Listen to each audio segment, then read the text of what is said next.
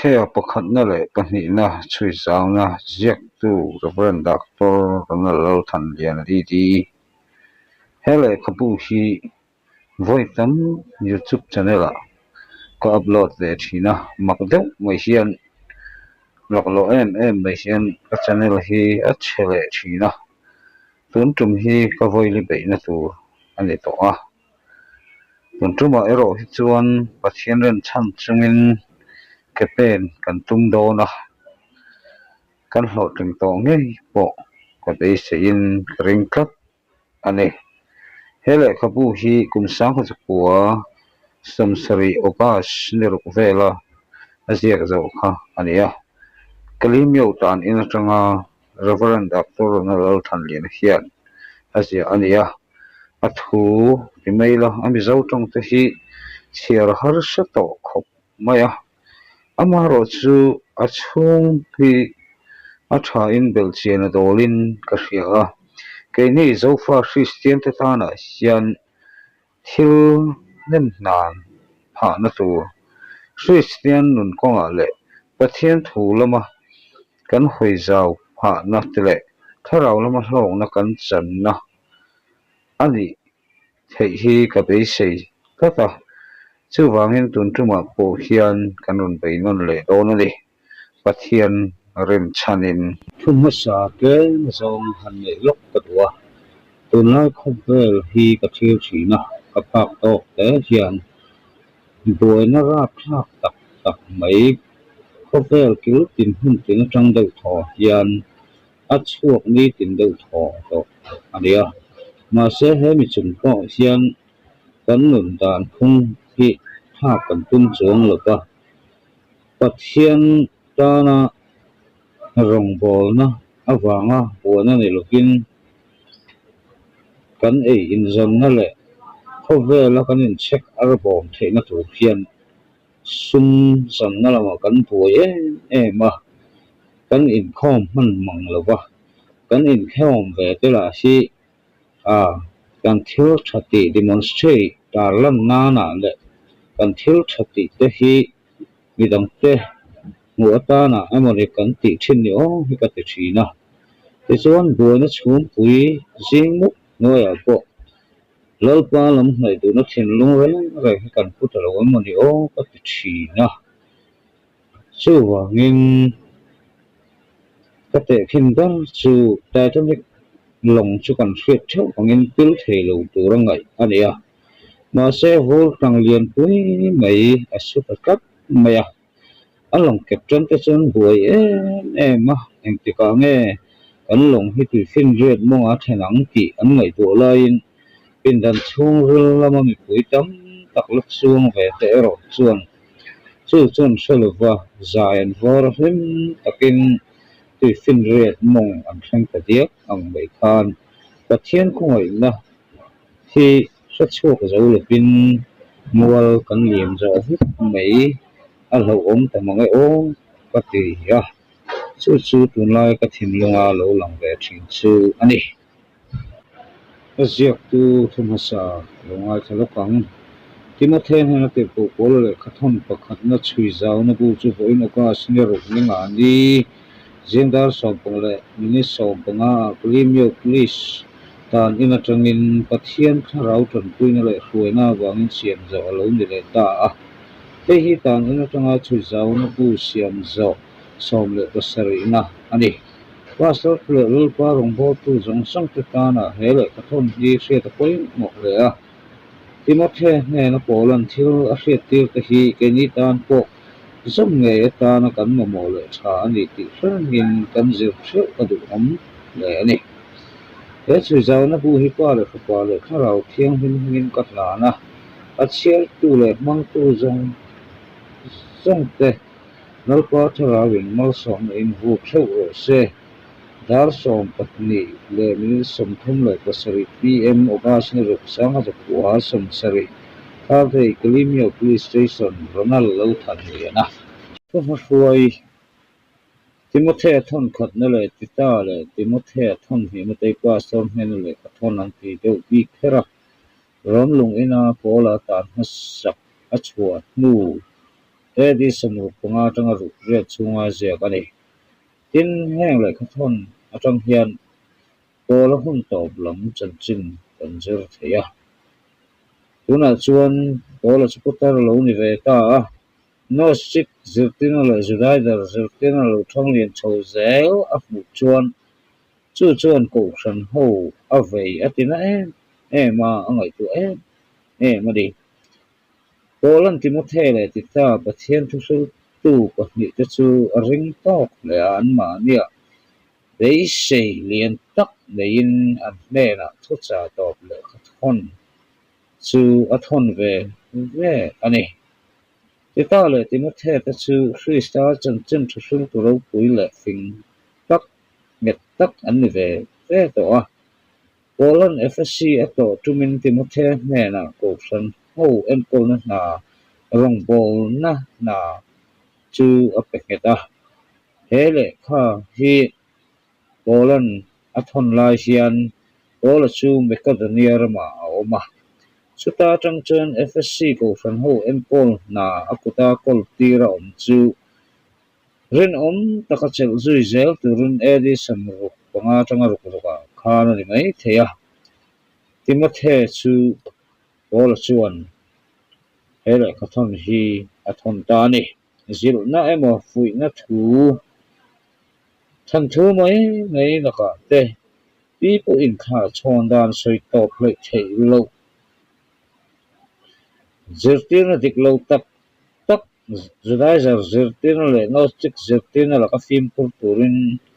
azil na ani bera hele khathon hi Pola chuan misual te singa misual vernisia lo panama rong bol tu ta na khan ta tak thu te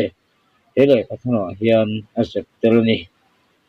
Timothy chu hamane ni election tar ate ang mai ya rin na lama longke chi anga omlovin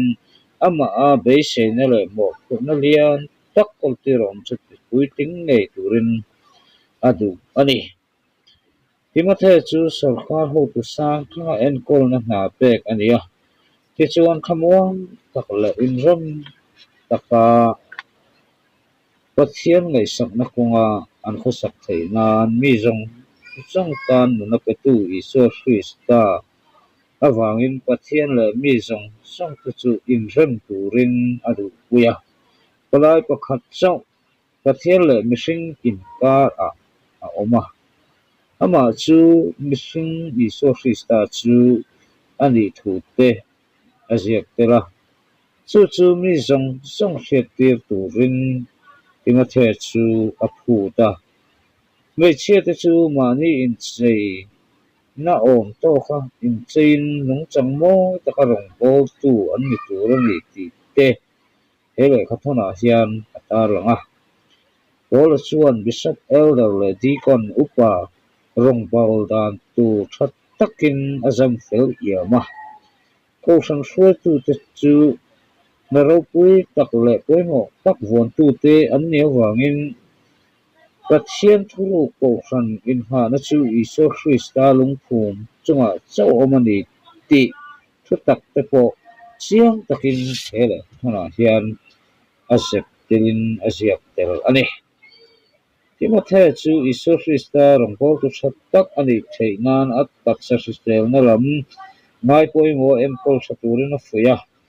ru le tharau lam in veng tha a chang hian zel turin adu pui bo ko sana mi tin ren te en kol thiam dan le kom thiam dan tu te ko hua me chele no kum deu te chunga ko sak dan tu te theng din a sil meka ola chuan Timothy hmela mei thai en kol dan tu thu fing tak te a sil bok thu sil tu le sum han dan chung chang te po a sil na sang le ani Christian boy te hmena chun Christian ni lo an pu te chunga rin om taka an khosak dan tu a sila chu Krista rong bol na ani vek ani ti te aziak te la social lam le sum do na lam te chung hun lai chuan boy pui tham fe ani to wangin tlangwal ti ma the chu setana thanga o ka sum ngai na konga a pen do lu nan a fui na sa hlai ani tin mi ho sa te hne na po sum ngai na chu so ten reng bul ani zia thu te oi ta ka sil turin adu a Timothean Shrista a bul in tran na that tak anei to chu mani in veng tha klap chungin a rong bol na chu tipung tu rin adu ani Timothean na tir ko pol le khat on pakat na chui zau na ziak tu Reverend Dr. na lal thil diana thu pui pakat na dan ngai na tu tele zirte na sel lo te zil hau na Timothy pakat na bung khat chang khata tanga chang hi theng yo ngai thang pola pathian min chandam tu le Krista i suwa kan pe se na ruwa tanga Krista i suwa te ko chuan rinna ka fa tak tak Timothy ne na pathian kan pa le Krista i suwa kan lalpa ne na ta khongai na te jang na te rem na te lo om ro se pola til ko ni chodan hi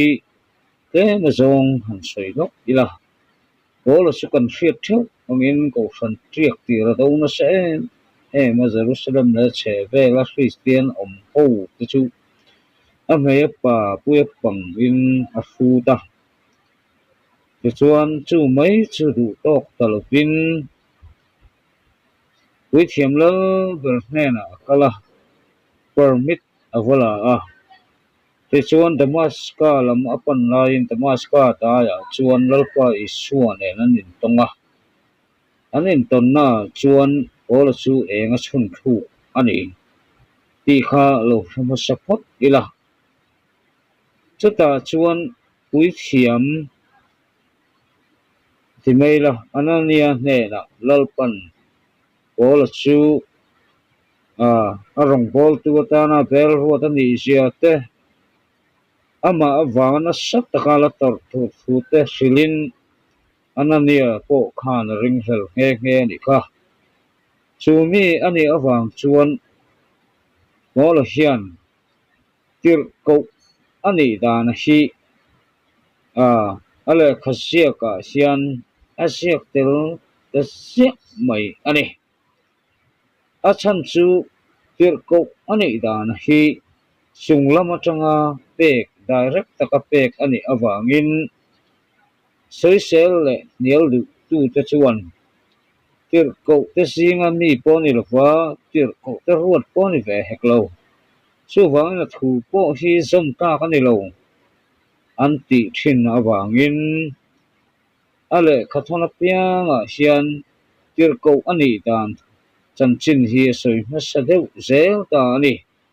le khathon dang thoma hruai lamte em la pola san chin chu chiang zok in I hmunge yang chang bul berasang hian Christian te kan in ha na bul pui ber pathian min chandam na thu asangin aron tran ha sat maya kan hriat theu angin adama bo chiat na awanga suala tu bo to te tung ding le thei tu chu pathian chau ani mangai na pathian chun khovel sual hi aron en thina min lainat ma te chuan a fapumal nei chun chu Calvary a sual thoi nan min ron pe te chuan pathian min chandam tu alo ni ta ni te chuan pathian chu min chandam tu pathian alo ni ta apoi mo hle hei hi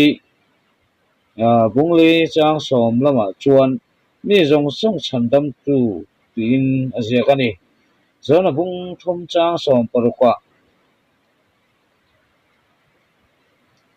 pa le fa pa le tharau thiang him in pung khana thuro pui tak clear ran thei ani lo zia eta hian alang tel ngal boka Sri sta chu min chandam tur leilung pian ma ruat mi ruat siak thi ani zia po heta hian alang ngal boka Sri sta chu chan tu emo chandam tu atan a leilung pian ma a ruat ania kan bei sei na le kan rin na in nga na bulpui per po ani hebrai bung som pakhat chang khata rom bung re chang som ni pali tanga ni nga a rin na ka fa tak tak timothe ne na helai chang tak mai hi eng wang nge pol hian timothe chu ti sa lama in kung kai na nei mi si lawa rin na ka fa tak tak ati chan hi tia hi kan zir tur chu ania pola le timothe chu ti sa lama chun in kung kai na nei mi lawa pola chu benjamin tha ami Israel nam ania timothe ero hi chu apa chu greek mi ani ve thunga anu le pi ero hi chu juda anni a api loshi ania anu chu uniki ani polatan chuan tak salama in hai na reng an nei lo mai ro chu three star in na lama chuan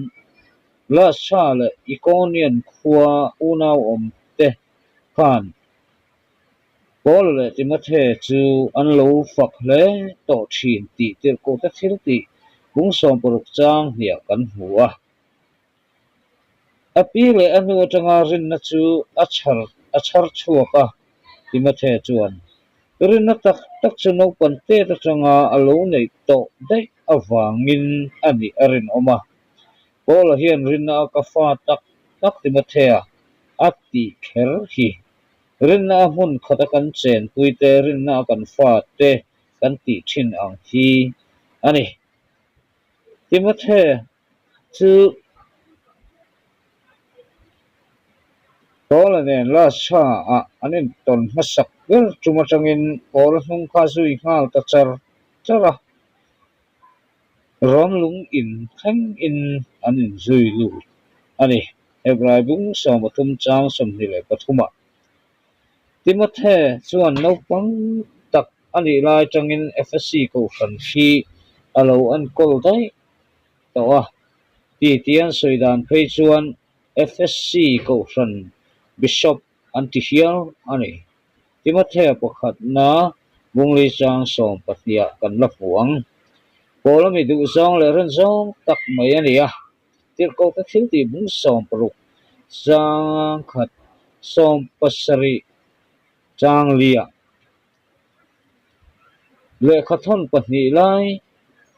Paul hian Timothy hi athonali pa in fa adu tak le na le kha athon kan zir donari ti kha kan serang ton dia pathian le kan pa le Krista Isu kan pa hne na ta khong na te zang na te rem na te lo om ro se ti hi Paul hian ale khathona pianga abul chan nan emo akhal nan emo amang te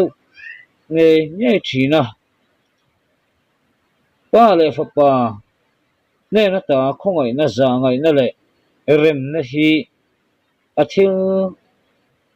emo mi adu sak zong te hne na ti zok om takani mi adu sak te zinga mi a chuan aziak telonge nge ya zafa ya zia lo po in athental hi chu aziak tel zia thina ni khongai na tak takhi pa le fa pa atanga lo chuak chau chu chatuan dai khongai na tling ania ke ni sulfa te ta na chon thil huber ating ani dana wanga thiam lo chang te hi rinna awanga Krista zara khongaina chandam kan ni miau awangin FSC bung hi chang reta chana bung khat chang so zangaina ti hi khongaina ti nen hian thilin ang tak ma se pa le fapa atanga lo ir chuak an ni dan chuan misul chunga zangaina samzai tia lek po anei thei lova pathian atanga zangaina ero chuan sualna te hi thungrul mai lovin a haider thina a hun bitiam te awangin tirko te thil ti bung som pasari chang som thum rom bung thum chang som ni le pali a zangaina hi mun then khata chuan do theina tia ziak ani pathian do theina manlai sual te haiderin a oma wang khan tinia pathian do theina chuan manlai sual te chu a haider thina wangin tina angani pathianin kan chunga zangaina hi nei ta lo ang sela tuilet hunlaia sadom hunlai ang mai khan kan boral vek to ngeng le remna po chu pa le fapa atanga lo om po ani le a mun tanga chuan thamuan na tia da ani sa bible a chuan peace an tia remna emo thamuan na emo chu Isu Krista rinna atanga tharau thiang him ring tu thin lunga lo lut kan thamuan pui em hi ani Krista kan nazara ring tu chon chatuan khanga thamuan na le pathian ne na in rem le na reconciliation anei le ta a korin le khathon pahni na bunga chang som ni tanga ni khata thamuan na tharau nei tu ani to miau wangin boral le lo na reng ani to ngai lo wa khavelin thamuan na atek ang ni lo pa chuak thamuan na dik tak chu ani to kap awangin zohana bung som pali chang som ni le peru ka tang ni saria bung som panga ni ru ni sari rom bung ria chang som panga chang som peru ka chung khongai na te zangai na te rem na te pa le fapa atalo chuak nge chu polan timothe ne na du sak ang bukin ko khan ho zong le angai that tu ho zong ne na lo om theu ro se amen ole khati zong kha lo ni le phut me se chun zom le se tu ro ni